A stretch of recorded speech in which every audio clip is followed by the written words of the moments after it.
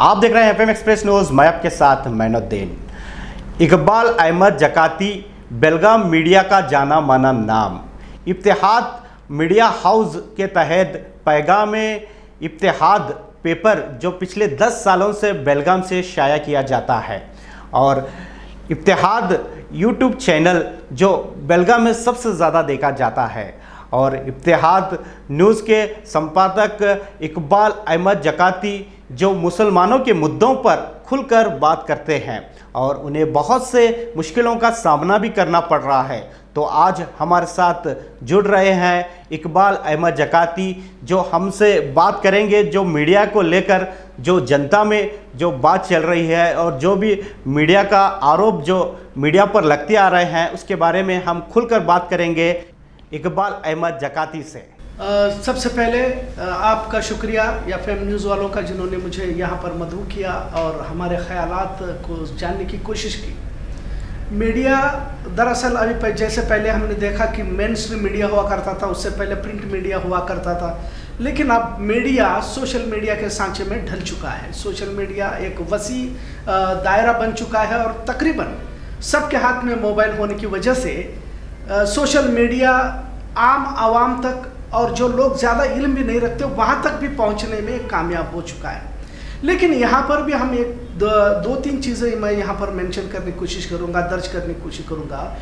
कि social media में भी जो है एक तरह से नैरेटिव सेट करने की कोशिश की जा रही थी। पहले भी हमने देखा है कि किस तरह से मेन स्ट्रीम मीडिया को ख़रीदने की कोशिश की गई। यहाँ तक आखिर में जो NDTV एक आखिरी बचा हुआ था उसे भी अडानी अंबानी ने खरीद लिया और रवीश कुमार खुद भी अब यूट्यूबर बन चुके हैं। इससे पहले भी हमने देखा कि अभिसार शर्मा हो,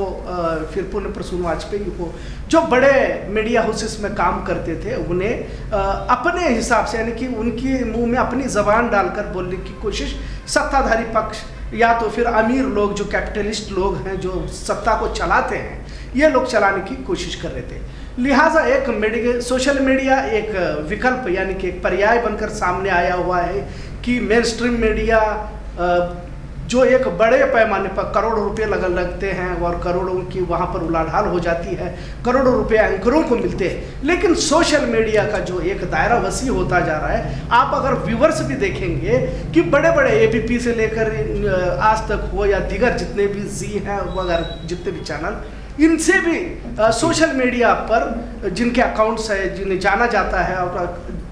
जो आप प्रेजेंटेशन करते हैं, बाज़ वक़्त जब लोगों की आवाज़ बनकर आप बोलते हैं तो वो आवाज़ें लोगों के दिलों को छू जाती हैं, तो फिर उनके व्यूवर्स भी बढ़ने लगते हैं। जाहिर है इसी तरह से आपने देखा होगा कि ABP हो, आज तक हो या फिर जी न्यूज़ वगैरह जितने भी बड़े न्यूज़ चैनल जो पहले हुआ करते थे, आज उनसे भी यूट्यूबर्स के व्यूवर्स ज़्यादा हैं। खैर इसमें भी अब क्या दोनों के बीच में जी सर, दोनों के बीच में एक लकीर नजर आ रही है कहीं पर। जी बिल्कुल, जैसा आपने कहा कि लकीर यही है कि यहाँ पर भी एक नैरेटिव सेट करने की कोशिश की जा रही है। मैं अभी मौजूदा हालात के फ़लस्तीन इसराइल जंग की तरफ भी इशारा करता चलूँ। अगर आप फ़लस्तीन के फेवर में अगर आप खबरें चला रहे हैं तो हमको यूट्यूब की तरफ से हमको खुद धमकी आती है कि आप अगर फ़लस्तीन के फेवर में चलाते हैं तो आपके अकाउंट को, आपके यूट्यूब चैनल को सस्पेंड किया जाएगा और फेसबुक जो है अपने आप रीच कम कर देता है। तो यहाँ पर भी आप जो है एक तरह का कमांड जो मेन स्ट्रीम मीडिया को जिस तरह चलाया जाता था, सोशल मीडिया में भी इस तरह का दखल देखने को मिल रहा है। तो ऐसे हालात में अभी सोशल मीडिया पर जो काम कर रहे हैं उन्हें कैसे इसमें काम करना पड़ेगा, क्योंकि आप देख रहे हैं कि जो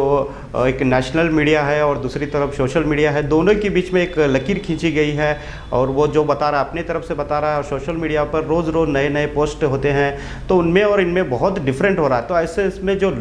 आम जनता है वो थोड़े से कन्फ्यूज नज़र आ रही है।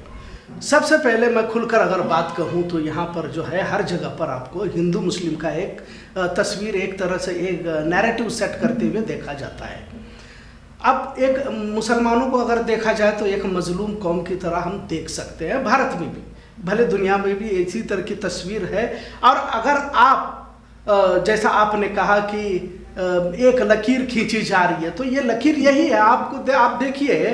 अब डिबेट जो चलाई जाती है, जानबूझकर किसी मौलाना को लाया जाता है और तमाम चारों एंकर मिलकर जो है, चारों जो पैनलिस्ट है, फिर एंकर भी जो वो भी एक विचारधारा से मुतासिर रहता है, वह सब मिलकर जो है एक मजहब के लोगों को, एक समाज के लोगों को कटघरे में खड़ा करने की कोशिश करते हैं। अब इसमें जनता का रोल क्या है? जनता को सबसे पहले यह समझना होगा कि आज इस मुल्क का संविधान है, आईने हिंद है, ये डेमोक्रेसी, जमहूरियत जो भी है, अगर इसको बचाना है तो हमको देखिए, मुसलमानों की हिमायत की जरूरत नहीं है, क्योंकि मुसलमान खुद एक मजलूम कौम है। लोगों को यह चाहिए कि अगर इस संविधान को बचाना है तो जहां पर जुल्म हो रहा है उस जुल्म के खिलाफ आवाज उठाए।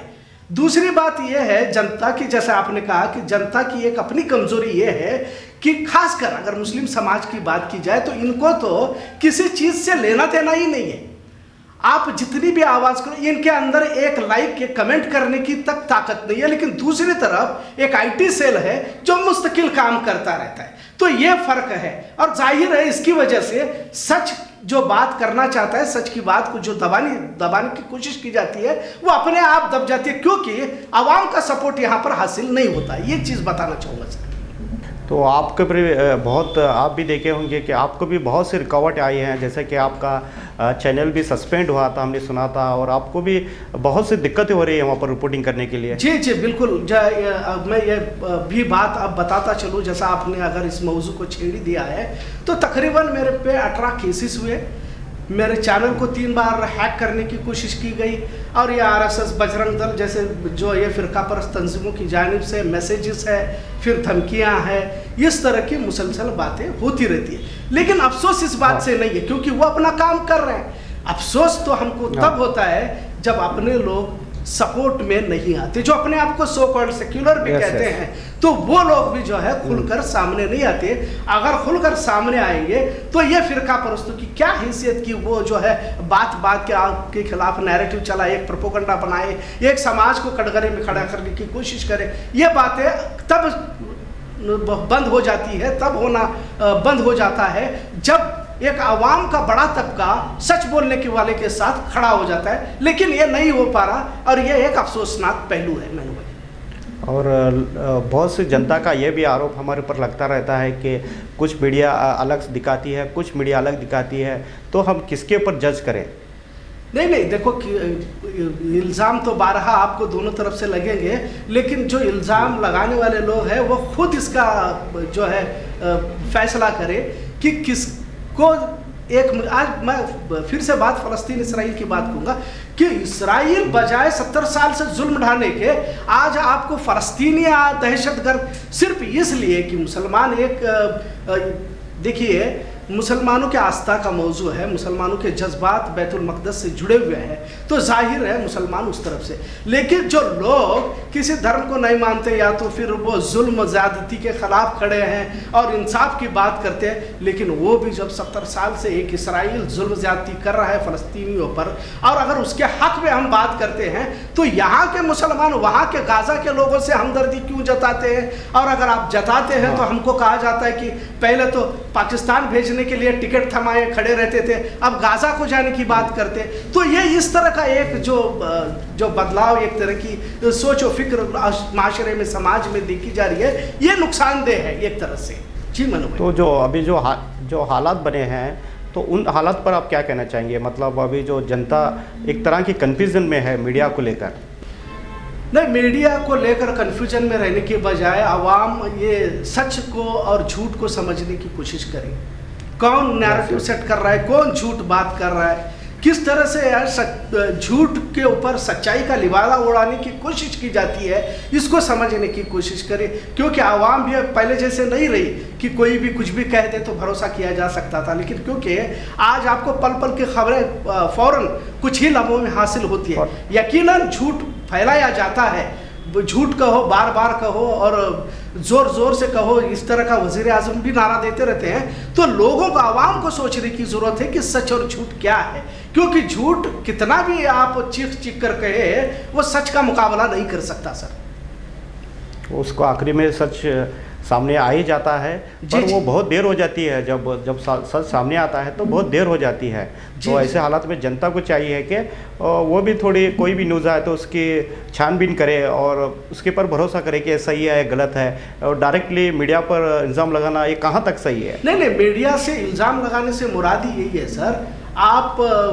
क्या है, या तो गोदी मीडिया का हिस्सा है या तो फिर आप सच की आवाज़ बनकर बोल सकते हैं। गोदी मीडिया का लफ्ज़ ये 2014 से ही शुरू हुआ, जब से बजाय सत्ता को सवाल करने के जब विपक्ष को ही सवाल करने लगे, तब गोदी मीडिया का वजूद इस समाज में आया और सभी ने देखा कि किस तरह से मीडिया बजाय सत्ता जो हुकूमत में है उनको सवाल करने की बजाय विपक्ष को, जो विपक्ष खुद मजबूर, बेबस और लाचार है और यहाँ पर 303 से ज़्यादा सीटें लेकर हुकूमत में सत्ता में बैठे हुए हैं, बजाय उनसे सवाल करने के आप उल्टा विपक्ष से ही सवाल करें। महंगाई, उसके लिए विपक्ष जिम्मेदार। आप मॉब लिंचिंग होती है, उसके लिए विपक्ष जिम्मेदार। अगर हिंदू मुस्लिम होता है तो उसके लिए विपक्ष जिम्मेदार, जबकि सत्ताधारी पक्ष ही तमाम काम करता रहता है। लेकिन जब सत्ताधारी को सवाल करने की आप में हिम्मत नहीं होती और आप गोदी मीडिया का साथ देने लगते हैं, तो ये अवाम को सोचने की जरूरत है कि सच्चाई किस तरफ है, इस तरफ है या इस तरफ, और आपको उसी के हिसाब से फैसले लेने होंगे। और अब उतना मुश्किल नहीं रहा जैसे पहले लोग बयानों में आते थे, जुमलोबाजी में आते थे, झूठ नैरेटिव सेट करने के बाद उसके जाल में फंस जाते थे। लेकिन अब तो लोगों के सामने रास्ते आसान हैं, वो आसानी से पहचान सकते हैं। ये बात अलग है कि आप सच्चाई को देखना नहीं चाहते, यानी कि आप सोने का ढोंग कर रहे हैं, तो फिर आपको जगाना बहुत मुश्किल है सर। आखिरी में आपका जनता के लिए क्या मैसेज होगा? जनता को हम यही कहेंगे, बिल्कुल मुल्क बहुत ही एक नाजुक दौर से गुजर रहा है और हम सब जिस तरह से धर्म के इर्द गिर्द एक सियासी तमाशा देखने को मिल रहा है, इसे कहीं तो भी तोड़कर महंगाई, बेरोजगारी है, आप जो है हंगर इंडेक्स में हमारा मुल्क कहाँ पहुँच गया, और फिर मीडिया के अंदर एक समाज को लेकर, टारगेट करने को लेकर पूरी दुनिया में हम कहाँ जाकर खड़े हुए हैं। मंदिर मस्जिद का मसला लेकर इस मुल्क की तरक्की नहीं हो सकती और ना ही नफ़रत को बढ़ावा देने से यह मुल्क तरक्की की राह में गामजन हो सकता है। लिहाजा हम देखिए, एक आसान सी बात है, जितने भी बड़े बड़े लीडर हैं जो धर्म के नाम पर भड़का रहे हैं या तो फिर उन्हें तशद्दुद की आग में झोंकने की कोशिश कर रहे हैं एक नौजवान नस्ल को, वो कभी थोड़ी देर के लिए संजीदा होकर सोचे कि जितने भी लीडर हैं इनके बच्चे तो फॉरेन में पढ़ रहे हैं, लेकिन इन जो बहुजन समाज के बच्चों को धर्म के नाम पर भड़काकर इन्हें जेल, इनके ऊपर मुकदमे, इस तरह से जो एक काम धर्म की आग के ऊपर सियासी रोटियां सेकने की जो कोशिश और साजिशें की जा रही है, इसे कहीं तो भी रोकना है तो वो हमें और आपको ही। आवाम जब समझदार सूझबूझ के साथ फैसला लेने लगेगी तो यकीन इस मुल्क की तस्वीर बदल सकती है, क्योंकि 2024 को लेकर तो कई तरह के कयास आराइयाँ लगाए गए, कई तरह के इम्कानात का इजहार किया जा रहा है कि फिर से मुल्क में तशद्दुद बर्पा होगा, हिंदू मुस्लिम फसादात होंगे, और यहाँ पर एक अंधभक्तों की एक बड़ी टोली है जो वो कभी संविधान पर या अदालत पर भरोसा नहीं करती, तो वो तो भीड़ तंत्र पर भरोसा, वो लोकतंत्र पर भरोसा नहीं करती, वो भीड़ तंत्र पर भरोसा करती है और एक भीड़ की शक्ल में सड़कों पर आकर फैसला करना चाहते हैं। लेकिन इस मुल्क का संविधान आज भी जिंदा है और इस मुल्क को, संविधान को अगर ताकतवर बनाना है तो हमें और आपको, तमाम आवाम को एक साथ एक आवाज़ मिलकर जहाँ पर भी जुल्म होता है उस जुल्म के खिलाफ आवाज़ उठाए और कमज़ोर का साथ दे, मजलूम का साथ दे, और अदालत, पुलिस, इंतज़ामिया जो भी है जो सत्ताधारी पक्ष के हाथ का खिलौना बनने की कोशिश कर रहे हैं, ये किसी तरह से रोक सकते हैं, तो फिर आने वाले दिन यकीनन भारत देश फिर से एक बार सुजलाम सुफलाम होगा और सारे जहाँ से अच्छा की जिस तरह से बात कही जाती है, यकीन, क्योंकि भारत ये ऐसा मुल्क है जहाँ पर मुख्तलिफ मज़ाहिब, मुख्तलिफ धर्म के लोग आपको यहाँ पर मिलेंगे। 100 किलोमीटर के ऊपर आपको ज़बान बदलते हुए देखी जा सकती है, तहजीब, कल्चर बदलता देखा जा सकता है, वो है, तमाम चीज़ें हैं, तो वो सिर्फ भारत में ही है। लिहाजा तमाम को ये सोचना होगा कि अगर इस देश को अगर बरकरार रखना है, हिंदू मुस्लिम दो आँखें हैं इस मुल्क की, अगर एक भी आँख फूट जाती है तो काना कहा जाता है, अंधा कहा जाता है, तो इस मुल्क को अंधा बनने से बचाए। और आवाम की ये जिम्मेदारी है कि जो भी लोग या तो पैसे से, क्योंकि हमने पहले से ही देखा कि कभी EVM पर सवाल उठाए गए तो फिर उसके बाद तो सीधे MLA ही खरीदने की कोशिश की गई, अब तो हुकूमतें को ही गिराया जाता है पैसे देकर। तो इस तरह से जो तमाम चीज़ें चल रही है, ये नौजवान नस्ल से मेरी गुजारिश है कि किसी के भी बहकावे में ना आते हुए, कोई भी हो, किसी भी धर्म का हो, किसी के भी बहकावे में ना आते हुए इस मुल्क के संविधान को, इस मुल्क की खूबसूरती को बचाने की कोशिश करें। और ख़ासकर मैं मुस्लिम मीडिया, ख़ासकर मैं अपने तरफ की बात करूँगा कि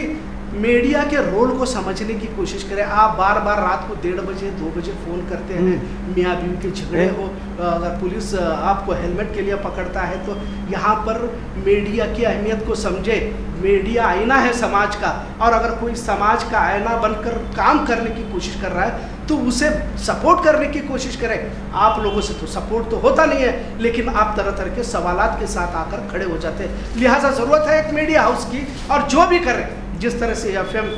न्यूज़ बीजापुर में काम को अंजाम दे रहा है, हमारी भी छोटी मोटी खिदमत इत्तेहाद न्यूज़ के तौर पर बेलगाम शहर में हम कर रहे हैं, तो तमाम आवाम की भी जिम्मेदारी है कि इस तरह से जो भी सच बात करते हैं, सच को दिखाने की जरूरत करते हैं, इनका साथ दे और इनकी ताकत बनकर रहे। क्योंकि मीडिया इस मुल्क के संविधान का, डेमोक्रेसी का, इस जमहूरियत का चौथा सुतून है, और जब चौथा सुतून ही नहीं रहेगा तो फिर